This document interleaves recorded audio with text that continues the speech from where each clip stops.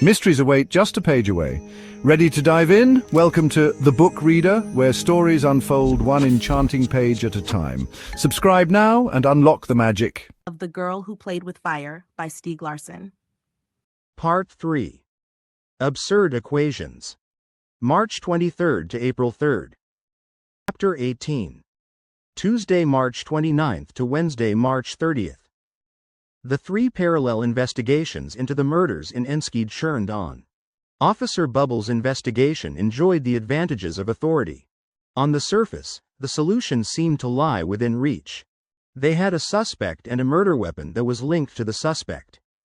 They had an ironclad connection to one victim and a possible connection via Blomkvist to the other two victims.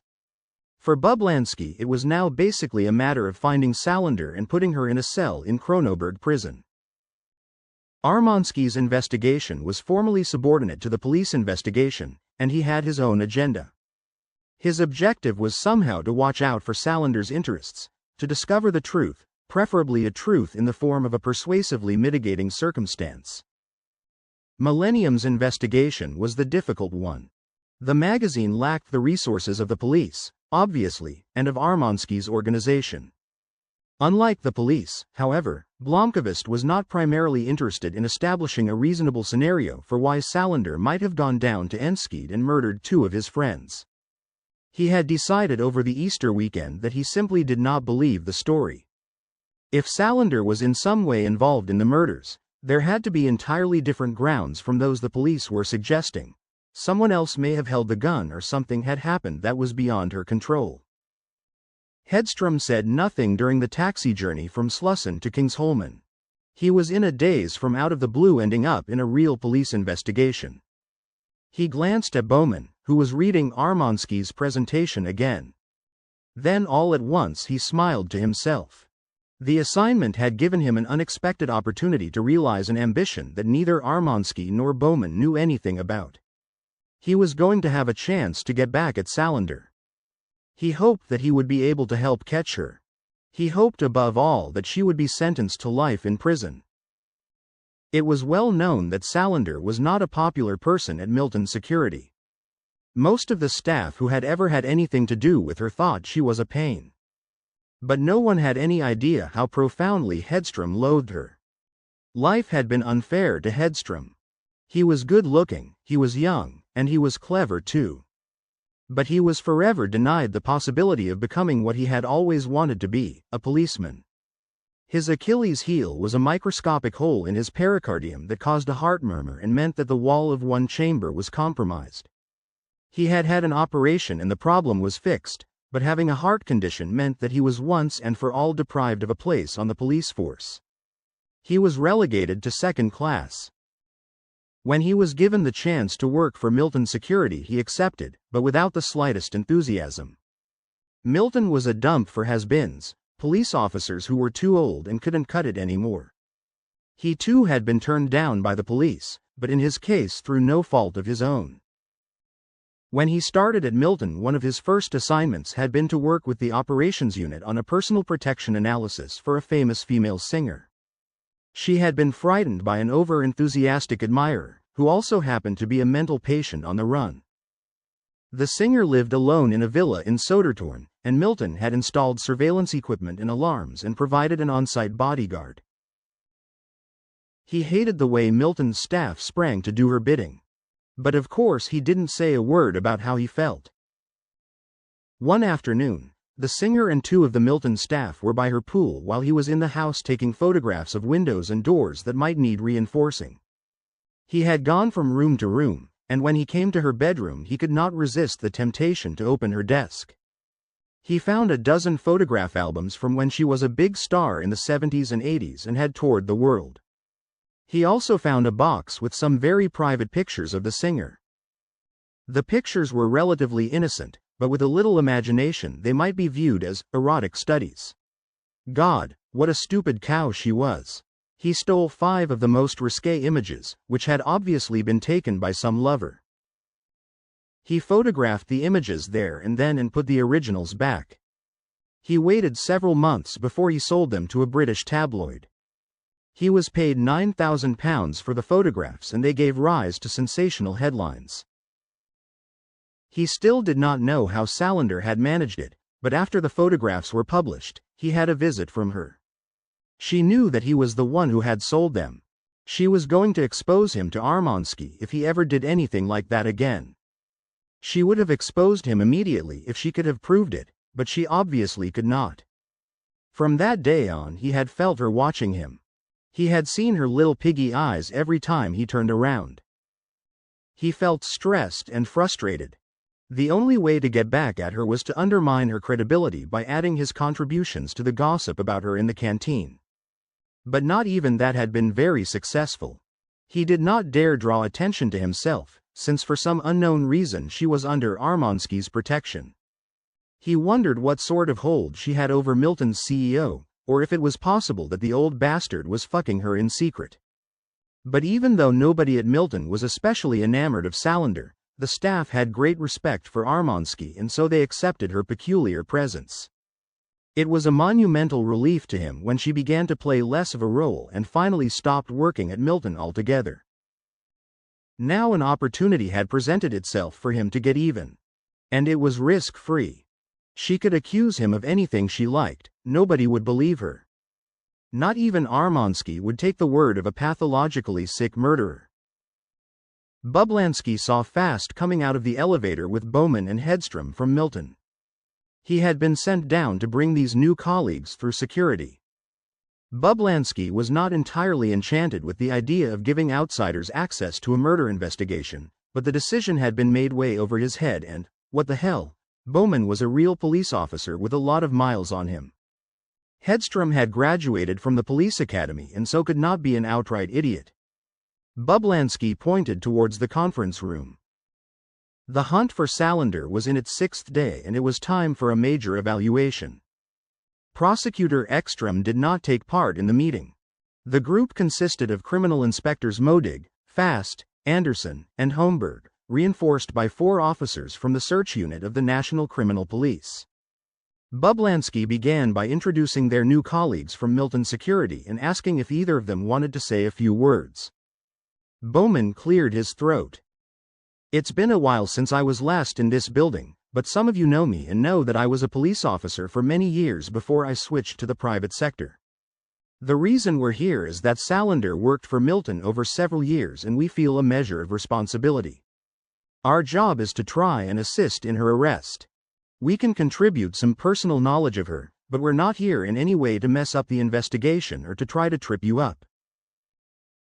"Tell us what she was like to work with," Fast said. "She wasn't exactly a person you warmed to," Hedstrom said. He stopped when Blomkvist held up his hand. "We'll have a chance to talk in detail during the meeting. But let's take things one by one and get a grip on where we stand. After this meeting, you two will have to go to Prosecutor Ekström and sign a confidentiality statement. Let's begin with Sonia. It's frustrating. We had a breakthrough just a few hours after the murders and were able to identify Salander. We found where she lived, or at least where we thought she lived. After that, not a trace. We've received around 30 calls from people who think they've seen her, but so far they've all been false alarms. She seems to have gone up in smoke." "That's a little hard to believe," Anderson said. "She looks unusual and has tattoos and shouldn't be that hard to find." The police in Uppsala went in with their weapons drawn yesterday after receiving a tip. They surrounded and scared the hell out of a 14-year-old boy who did look a lot like Salander. The parents were quite upset. "It's a handicap that we're searching for someone who looks like a 14-year-old. She could melt into any crowd of teenagers. But with the attention she's been getting in the media, someone should have seen something," Anderson said. "They're running her picture on Sweden's Most Wanted this week, so maybe that will lead to something new." "I doubt it, considering that she's already been on the front page of every newspaper in the country," Fast said. "Which suggests that maybe we should change our approach," Blomkvist said. "With accomplices, she could have slipped out of the country, but it's more probable that she's gone to ground." Bowman held up his hand. Blomkvist nodded to him. The profile we have of her is that she's self-destructive. On the other hand, she's a strategist who plans all her actions carefully. She does nothing without analyzing the consequences. At least that's what Dragan Armansky thinks. That was the assessment her one-time psychiatrist gave as well. But let's hold off on the characterization for a while, Bublansky said. Sooner or later she'll have to make a move. Jerker, what sort of resources does she have? Now here's something you can sink your teeth into, Holmberg said. She's had a bank account for several years at Handelsbanken. That's the income she declares. Or rather, the income that her guardian, Nils Bjurman, declared. A year ago the account held about 100,000 kroner. In the autumn of 2003 she withdrew the entire amount. She needed cash in the autumn of 2003. That was when she stopped working for Milton Security, Bowman said. Possibly. The account stood at zero for about 2 weeks. And then she put the same amount back into it. She thought she needed money for something, but she didn't spend it and put the money back? Possibly. In December 2003 she used the account to pay a number of bills, including her rent for a year in advance. The account dropped to 70,000 kroner. After that the account wasn't touched for a year, except for a deposit of around 9,000 kroner. I've checked. It was an inheritance from her mother. In March this year she took out this sum. The exact amount was 9,312 kroner, and that's the only time she's touched the account. So what the hell does she live on? Listen to this. In January of this year she opened a new account. This one at Svenska Enskilda Banken. She deposited 2 million kroner. Where did the money come from? Modig asked. The money was transferred to her account from a bank in the Channel Islands. Silence descended over the conference room. I don't understand any of this, Modig said after a moment. So this is money she hasn't declared? Bublansky asked. No, but technically she doesn't have to until next year. What's interesting is that the sum is not recorded in Bjurman's report on her assets, and he filed a report every month. So, either he didn't know about it or else they were running a scam together. Jerker, where do we stand on forensics? I had a report from the leader of the preliminary investigation yesterday evening. This is what we know. 1. We can tie Salander to both crime scenes. We found her fingerprints on the murder weapon and on the shards of a broken coffee cup in Enskede. We're waiting for results from all the DNA samples we gathered, but there's no doubt that she was there in the apartment. 2. We have her prints on the box we found in Bjurman's apartment, the one the gun came in. 3. We finally have a witness who can place her at the site of the murders in Enskede. The owner of a corner shop telephoned to say that Salander was definitely in his shop on the night of the murders. She bought a pack of Marlboro lights. And he comes out with this days after we asked the public for information? He was away over the holidays, like everybody else. In any case, Holmberg pointed at a map. The corner shop is here, about 200 yards from the crime scene. She came in just as he was closing at 10 o'clock p.m. He gave a perfect description of her. Tattoo on her neck? Anderson said. He was a bit vague about that. He thought he saw a tattoo. But he definitely saw that she had a pierced eyebrow. What else? Not that much in the way of technical evidence. But it should hold up. Fast. The apartment on Lundagatan? We've got her prints, but we don't think she lives there. We've turned the place upside down, and it seems that a Miriam Wu is living there. Her name was added to the contract as recently as February this year. What do we know about Wu? No police record. Known lesbian. She appears in shows at the Gay Pride Festival. Seems to be studying sociology and is part owner of Domino Fashion, a sex shop on Tegnérgatan. Sex shop? Modig said with raised eyebrows. On one occasion she had bought, to her husband's delight, some sexy lingerie at Domino Fashion. And she had absolutely no intention of revealing that to the men in the room. Yeah, They sell handcuffs and whore outfits and stuff like that. Need a whip? It's not a sex shop. It's a fashion boutique for people who like sexy underwear. Same shit. Go on, Bublansky said angrily. Is there any sign of Froken Wu? Not a trace. She could have gone away for Easter, Modig said. Or else Salander whacked her too, Fast said. Maybe she wants to make a clean sweep of all her acquaintances. Wu is a lesbian. Should we conclude that she and Salander are a couple? I think we can draw the conclusion that there's a sexual relationship, Anderson said. First, we found Salander's prints on and around the bed in the apartment. We also found her prints on a pair of handcuffs. Then she'll appreciate the cuffs I've got ready for her, Fast said. Modig groaned. Go on, Bublansky said to Anderson. We got a tip that Miriam Wu was seen at Kavarnen kissing a girl who matched Salander's description. That was about 2 weeks ago. The informant claimed that he knows who Salander is and has run into her there before, although he hadn't seen her in the past year. I haven't had time to double-check with the staff, but I'll do it this afternoon. In her casebook at Social Welfare, it doesn't mention a thing about her being a lesbian. A number of times in her teens she ran away from her foster families and picked up men in bars. She was noticed by the police several times in the company of older men. Which doesn't mean shit if she was a whore, Fast said. What do we know about people she knows? Kurt? Hardly anything. She hasn't had a run-in with the police since she was 18. She knows Dragan Armansky and Mikael Blomkvist, we know that much. And she knows Miriam Wu, of course. The same source that tipped us off about her and Wu at Kavarnen says that she used to hang out with a bunch of girls there a while back. Some kind of girl band called Evil Fingers. Evil Fingers? Bublansky repeated. Seems to be something occult. Don't tell me Salander is some damn Satanist too, Bublansky said. The media are going to go nuts. Lesbian Satanists, Fast said helpfully. Hans, you've got a view of women from the Middle Ages, Modig said. Even I've heard of Evil Fingers. You have? Bublansky said. It was a girl rock band in the late 90s. No superstars, but they were pretty famous for a while.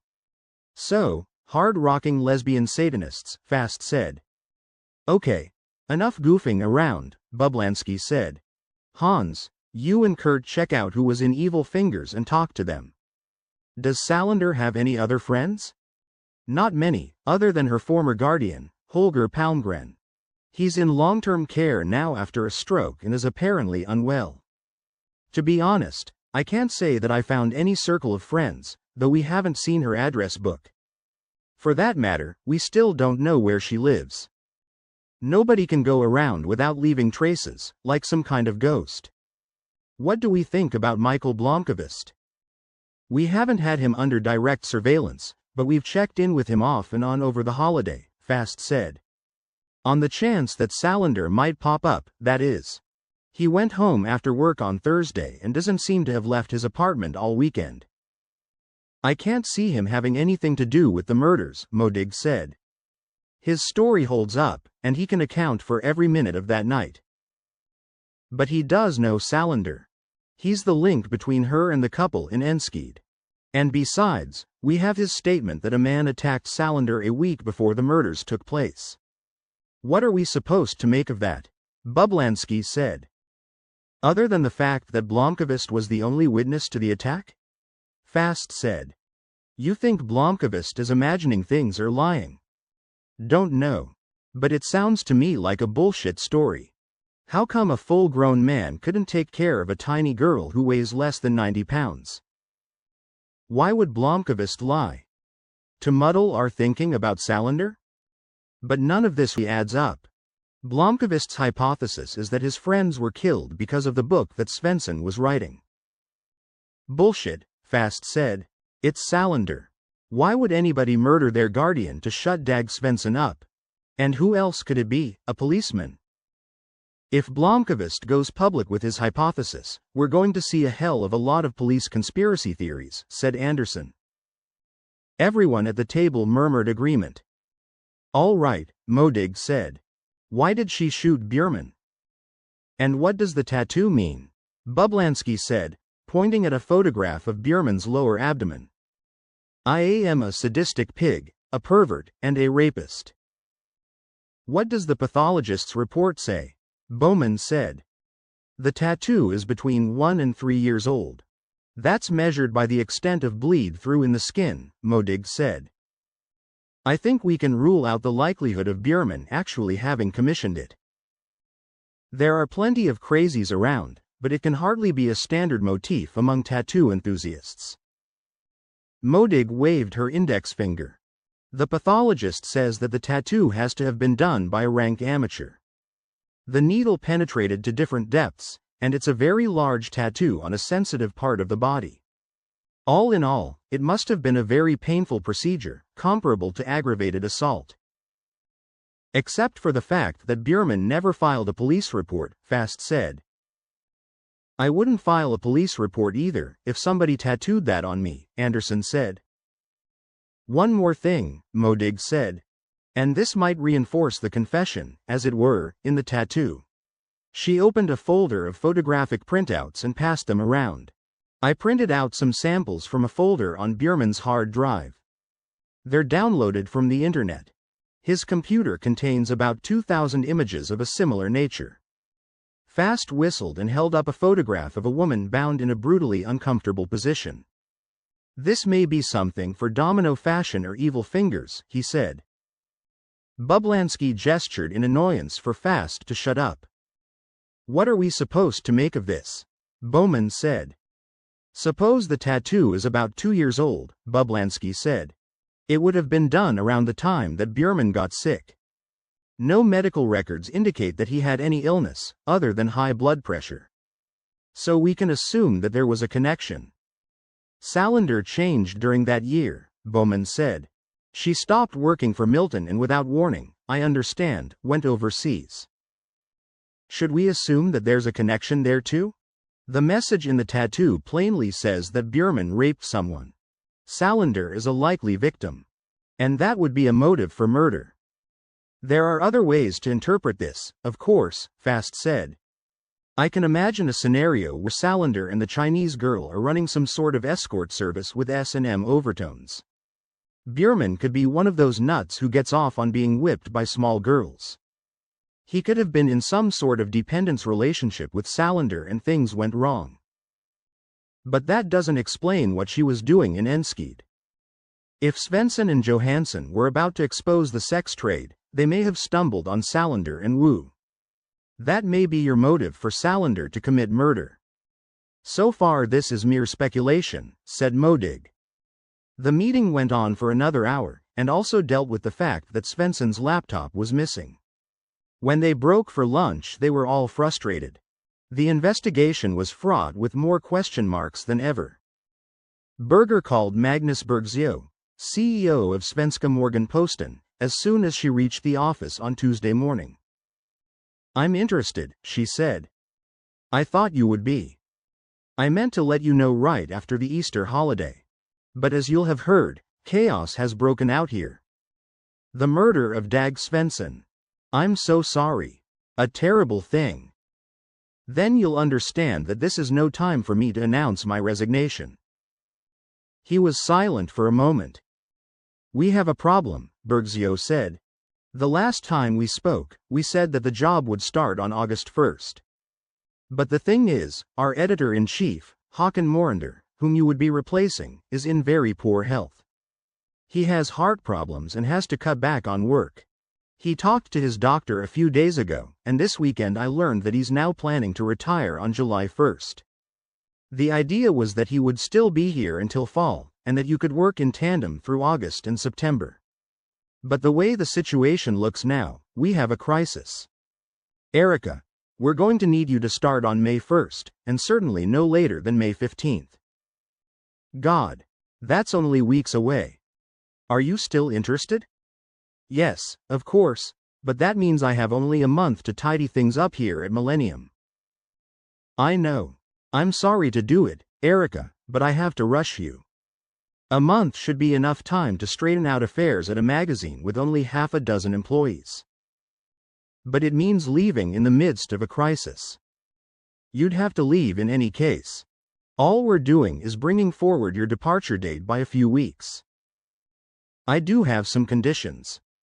Let me hear them. I'll have to remain on Millennium's board of directors. That might not be appropriate. Millennium is much smaller, of course, and a monthly magazine besides, but technically we're competitors. That can't be helped. I won't have anything to do with Millennium's editorial work, but I won't sell my share of the business. So I have to stay on the board. Okay, we can probably deal with that. They agreed to meet with his board during the first week of April to iron out the details and draw up a contract. Blomkvist had a feeling of déjà vu when he studied the list of suspects that he and Eriksson had put together over the weekend. 37 names, all people Dag Svensson was leaning on hard in his book, 21 of whom were Johns he had identified. It reminded Blomkvist of the gallery of suspects from when he had set out to track a murderer in Hedestad 2 years before. At 10 o'clock on Tuesday morning he asked Eriksson to come into his office at Millennium. He closed the door behind her. They sat for a few moments, drinking their coffee. Then he passed her the list of names. "What should we do?" Eriksson said. "First we have to show the list to Erika, maybe in 10 minutes. Then we have to check them off one by one. It's possible, it's even probable, that one of these people has a connection to the murders. And how do we check them off? I'm thinking of focusing on the 21 Johns. They have more to lose than the others. I'm thinking of following in Dag's footsteps, of going to see them one by one. And what do I do? 2 jobs. First, there are 7 people here who aren't identified. Your assignment over the next couple of days is to try and identify them. Some of the names are in Mia's thesis. There may be ways of cross-referencing that would help you work out their real identities. Second, we know very little about Nils Bjurman, Lisbeth's guardian. There was a brief CV in the papers, but my guess is that half of it is made up. So I should ferret out his background. Precisely. Everything you can find. Harriet Vanger called Blomkvist at 5 o'clock in the afternoon. Can you talk? For a minute. This girl the police are looking for, it's the same one who helped you track me down, isn't it? Harriet Vanger and Salander had never met. That's right, Blomkvist said. I'm sorry I haven't had time to call and update you. But, yes, she's the one. What does it mean? As far as you're concerned? Nothing, I hope. But she knows everything about me and what happened. Yes, she knows everything that happened. Harriet was quiet on the other end of the line. Harriet, I don't think she did it. I'm working on the assumption that she's innocent of all these murders. I trust her. If I'm to believe what's in the newspapers, then. But you shouldn't believe what's in the papers. And as far as it affects you, it's quite simple. She gave her word that she would keep her mouth shut. I believe she'll keep that promise for the rest of her life. Everything I know about her tells me that she is extremely principled. And if she didn't do it? I don't know. Harriet, I'm doing everything in my power to discover what actually happened. Don't worry. I'm not worried, but I do want to be prepared for the worst. How are you holding up, Mikael? So. We've been going non-stop. Mikael, I'm in Stockholm right now. I'm flying to Australia tomorrow. I'll be gone for a month. I see. I'm at the hotel. I don't know, Harriet. I feel spread really thin. I have to work tonight and I wouldn't be very good company. You don't have to be good company. Come over and relax for a while. Mikael got home at 1 in the morning. He was tired and felt like saying the hell with everything and going to bed, but instead he booted up his iBook and checked his email. There was no new mail of any interest. He opened the folder less than Lisbeth Salander greater than and discovered a new document. It was named, to Mick Blom, next to the document he had called, to Sally. It was almost a physical shock to see the document on his computer. She's here. Salander has been in my computer. Maybe she's even connected right now. He double-clicked. He was not sure what he had expected. A letter. An answer. A protestation of innocence. An explanation. Salander's reply was exasperatingly brief. The message consisted of one word, 4 letters. Zala. Mikael stared at the name. Svensson had mentioned Zala in his last phone call, 3 hours before he was murdered. What is she trying to say? Is Zala the link between Björman and Dag and Mia? How? Why? Who is he? And how did Salander know that? How is she involved? He opened the document properties and saw that the text had been created not 15 minutes before. Then he smiled. The document showed Mikael Blomkvist as its author. She had created the document in his computer with his own licensed Word program. That was better than email and did not leave an IP address that could be traced, even though Blomkvist was sure that Salander in any case would be impossible to trace through the internet. And it proved beyond all doubt that Salander had done a hostile takeover, her term, of his computer. He stood by the window and looked out at City Hall. He couldn't shake the feeling that he was being watched at that very moment by Salander, almost as if she were there in the room staring at him through the screen of his iBook. She could, of course, be anywhere in the world, but he suspected that she was close. Somewhere in Södermalm, within a radius of a couple of miles from where he was. He sat down and created a new Word document that he called Sally 2 and placed it on the desktop. He wrote a pithy message. Lisbeth.